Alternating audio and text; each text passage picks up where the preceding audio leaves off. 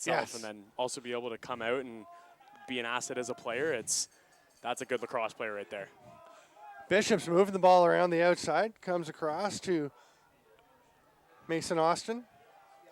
I know I'm going to call him Austin Mason at some point. I've double done it first before names, too. The very first game I commentated, probably the first 4 times I said his name, it was Austin Mason until somebody told me to. If anybody's wondering, number 8 is Mason Austin. He's an all-Canadian midfielder. With 2 first names. With 2 first names, so just read into that as we call it. Here comes Austin now. We'll just say one name or the other. We'll either just sound accurate or friendly. Bishop setting up back up top. Winquist. He's going to pass it across. Gets it back from Cam Bateman. Dewar goes down to Malloy. Quick pass up to Bateman. A little bit of a fake. Looked like he might have a go. Dewar's got Justin Martin, one of the Guelph All-Canadian defenders, on him. He gives it up top. Coming up on a couple of minutes into this second quarter. Still 2-1 for Bishops, and they're driving to the net. A little pass back. Interesting play from Cam Bateman, who was in tight on the crease and actually threw it back out to another player because he was covered. Winquist now.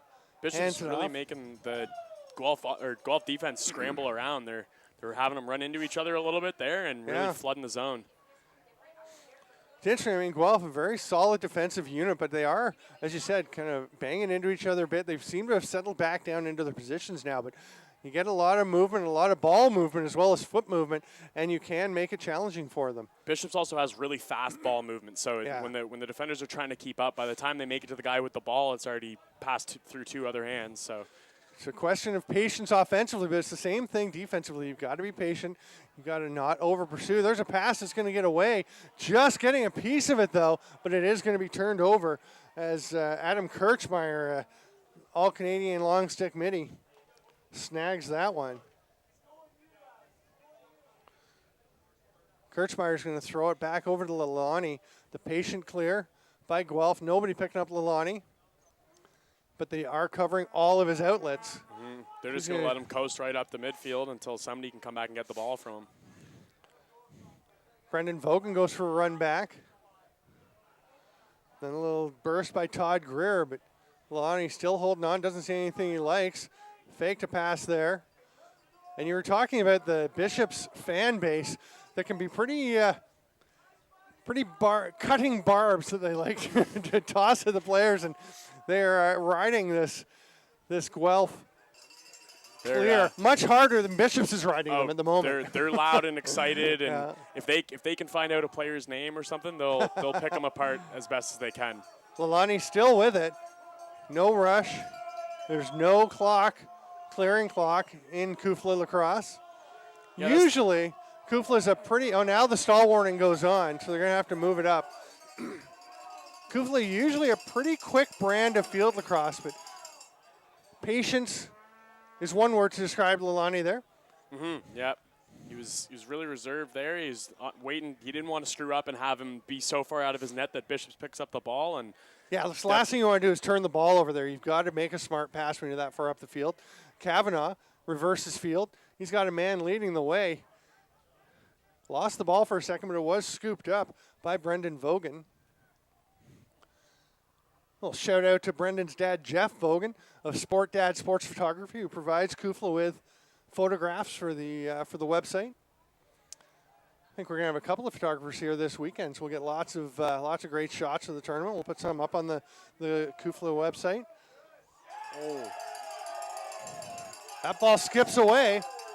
And it's Really going to be nice turned defense. over. Bishops will get it back. Just kind of losing the handle there.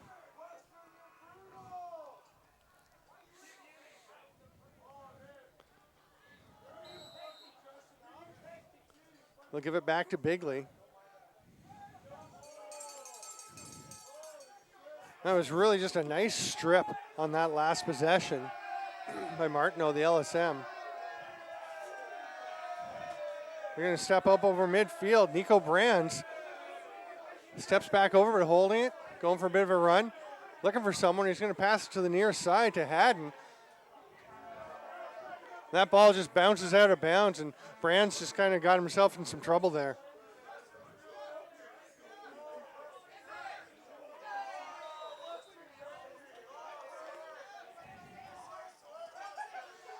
Guelph will set up with the ball.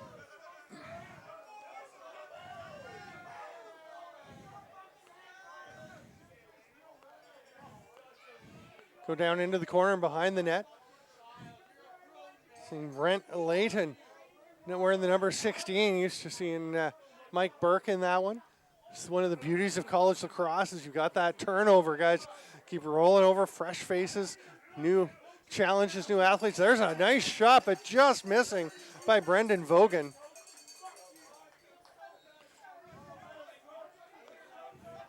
Guelph gets it back. Oh, there's the pass in front. Crease call against Blaze McCullough. And Bishops will get the ball back. McCullough just came racing in to try and get a pass as he cut to the net, and the ball just wasn't there in time, and he actually landed in the crease before he was able to get possession. The best thing to see is when guys know that they were in the crease and then kind of look at the ref and be like, well, what are you calling me for? It's like, well, you know how the game's played. You know where you're not allowed to be, and got to keep out of that little circle. One of my favorite calls at the World Lacrosse Championships this year, I was doing the indoor championships. I was doing play-by-play, and they called off a goal, and the whole team's like, why? What's the problem? Meanwhile, the other player was still laying in the crease on the far side, and the ref's just pointing at him. Him. So sometimes they're just looking at the shooter, not the other guy. But in that case, it was the guy taking the pass. They let the hype of the game take over them instead of the actual rules. You get some adrenaline going, and you never want to see the call against you. Nice little hustle there to scoop it up by Cam Bateman. Bateman over to Dewar on the far side. Low scoring game so far, just 2-1 in favor of Bishops.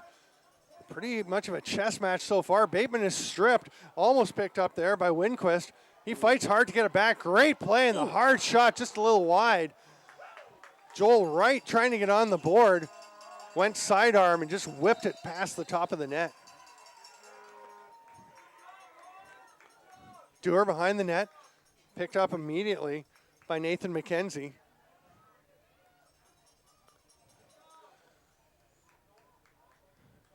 Malloy moves it across.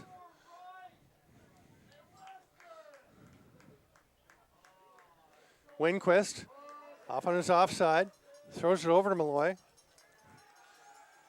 Winquist is another key player for Bishops. He doesn't have as many points on the board as some of our front runners, but he's one of the guys that moves the ball around really well. He's really fast, and he's also one of the, we're going to have him next year as well. He's sticking around. Oh, you did it. You said we in our. Oh. You're supposed to be neutral. Sawyer is a Bishop student, so we have to forgive him that little burst. I do advocate for the team a little bit. Yes. Helps out here, knowing the guys very well, but you're doing a great job for the most part. Yeah. Ball scooped up there by Calvin Holland.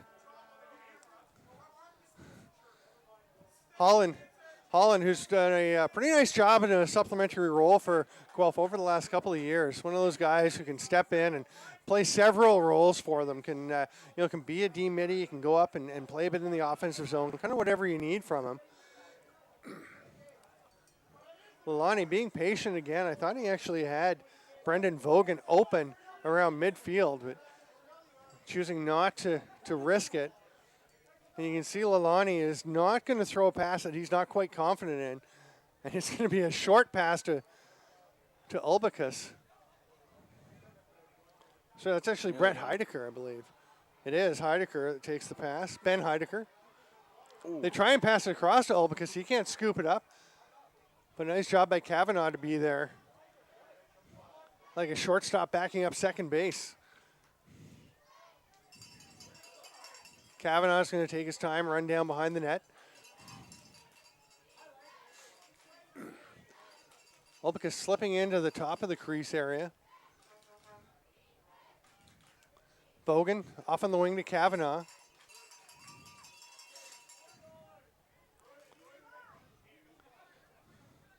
Pass up top to Vogan. Guelph's trying to find a lane through the middle there, but they can't get anything working. Well, they're staying outside quite a bit, and there they go, though.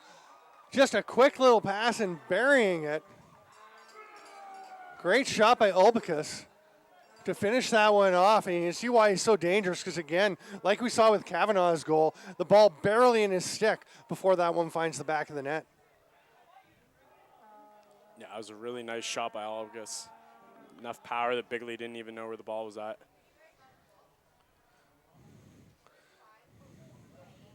And they just find him. He just slips into the middle. You could see he was kind of hanging around the slot area for a while, and then eventually, once the play and the ball came across this side, he just stepped into an open space. He's very sharp that way, very aware. That's how you get 30 goals. Yeah, for sure. Is to know when to go where.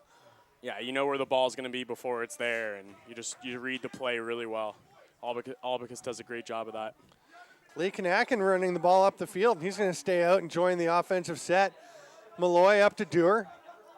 Moves over to the top to Mark Robert.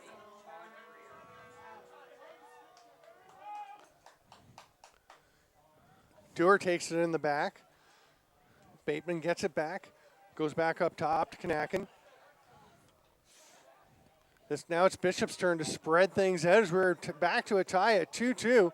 A little under 7 minutes to go here in the first half, as you can see. This game's hasn't had a lot of action so far. They're really looking for a good way to get in at the net. They don't want to take any shot at the net. They really want it to be a good and sufficient shot on net, and they're not taking any chances to give the ball away.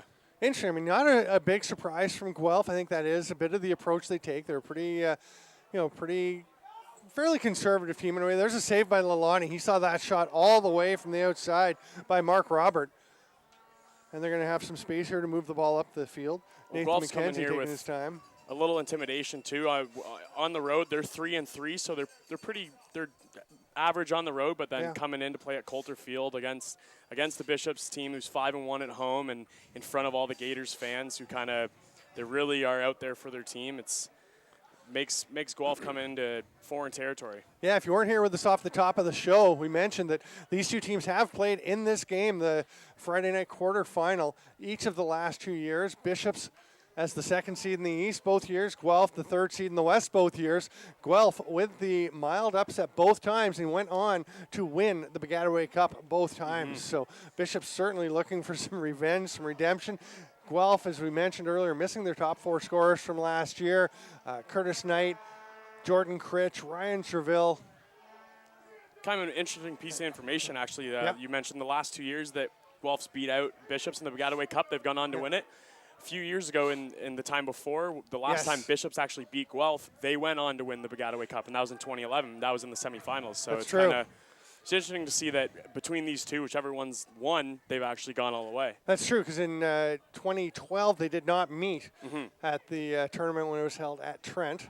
13 was at McGill in Montreal last year, a neutral site in Oshawa at the Oshawa Civic Field. It's a pretty nice place to have a Baggataway Cup.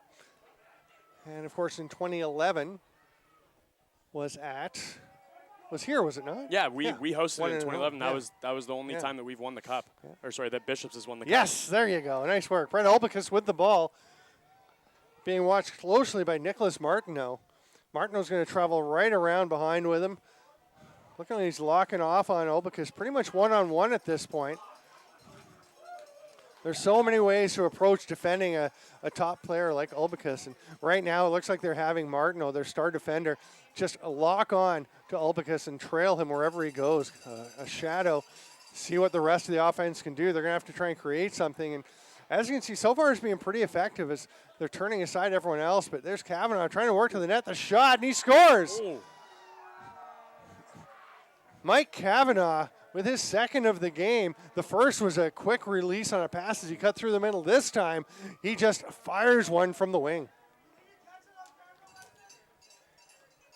Yeah, Bigley's going to be upset about that one. I personally didn't even see it go in the net, so Bigley's going to be kicking himself after that. It's a perfect shot, though. Yeah. By Kavanaugh. You can see a lot of people, I think, several players thought it had actually gone wide, but he just picked the corner perfectly. And Guelph takes their first lead. All too familiar for Bishops, trailing Guelph, but it's a bit earlier this time than they have over the last couple of years. They've got plenty of time to do something about it, and on a face-off violation, protocol violation, Bishops will have the ball. And almost going and scoring was Simon Winquist. He just drove down the middle and let one rip and was just a little bit wide. Bishops gets the ball back. Dewar watched closely. Justin Martin staying right with him. Now Martin's going to slip behind the net to pick up Malloy as he gets the pass. You can see Guelph much more into just putting their guys in position. They pick up the player in their area, pick up the person they need to cover. We'll see how if Bishop sticks with that, putting Martineau on Brett Ulbicus. There's a big stick-on-stick collision. Bishops will retain possession.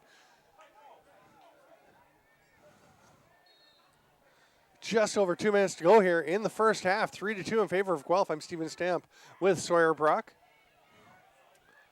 Bishop's really looking for one here. They don't want to go into the half down by one, so. Ooh. There's another shot. Nicely scooped out of midair. Great catch by Nathan McKenzie. We saw Joel Wright kind of load it up earlier and then decide not to shoot. In this case, he decides to take it and gets it blocked and then picked up. Kirchmeier's going to trot off into the corner. Lots of time left. Lalani is open behind his net and will take the pass now. Just trot around his crease, and we've seen the patience of Michael Lalani. You know he's not going to make a pass until he feels comfortable. He's got something open. They're going to make a change, and the player coming onto the field. Oh, I thought he might throw it to him, and now he's actually directing traffic as Todd Greer came out onto the field. Instead, the short pass, and there's just purple jerseys all around Ben Heidecker, and Bishops gets it, but the ball is being awarded the other direction to Guelph. And they're going to quickly attack, trying to catch Bishops off guard, and it works. They did. Goal by Liam Corbett. Dropping sidearm, tucking it past, and boy, you talked about Bishops wanting to get one to not go down into the half down by one. Instead, they're going to be down by two at this point with 46 seconds left in the half. Well, after that call by the ref there, they focused on being upset about the play at hand instead of getting back on D, and it really affected them because they didn't have enough men in the back that they needed to. And that's some veteran presence by the Gryphons to recognize. We talked about, the top four scorers being gone from last year, and they've still got some terrific players back. Ball is loose. Everyone battling for it. Almost picked up there by Joshua Taguri, and eventually they do get the ball and call a timeout. Guelph gets possession, calls the timeout. They'll be able to set up to try and get another goal. And here it was, 3-2 for Guelph with about a minute and a half, 2 minutes left. Bishops controlling the ball and really working things around.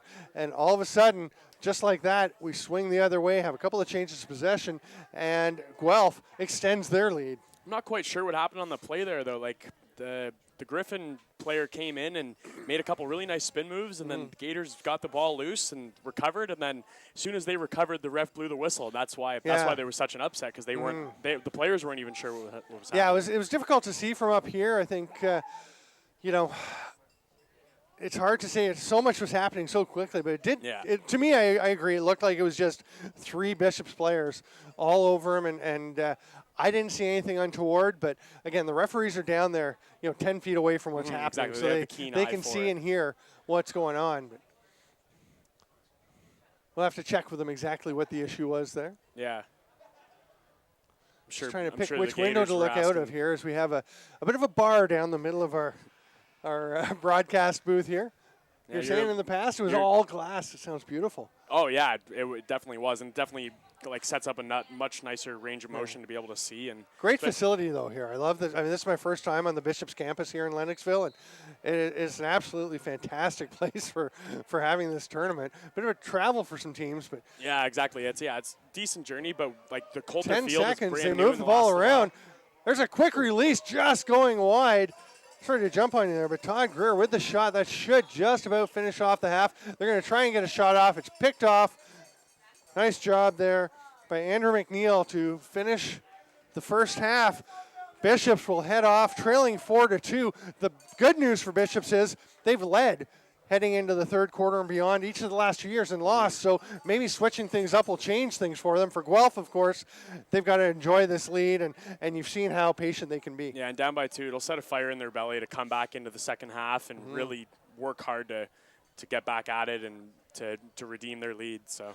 This is the 2015 Baggataway Cup Canadian University Field Lacrosse Association Championships. You're watching it on Stream It here from Bishop's University in Lennoxville. We're going to take a break. I'm Steven Stamp, joined by Sawyer Brock. We'll be back with the third quarter in about 10 to 11 minutes, I'd say. Yeah. Okay, we'll see you then. Thanks for being with us, everybody.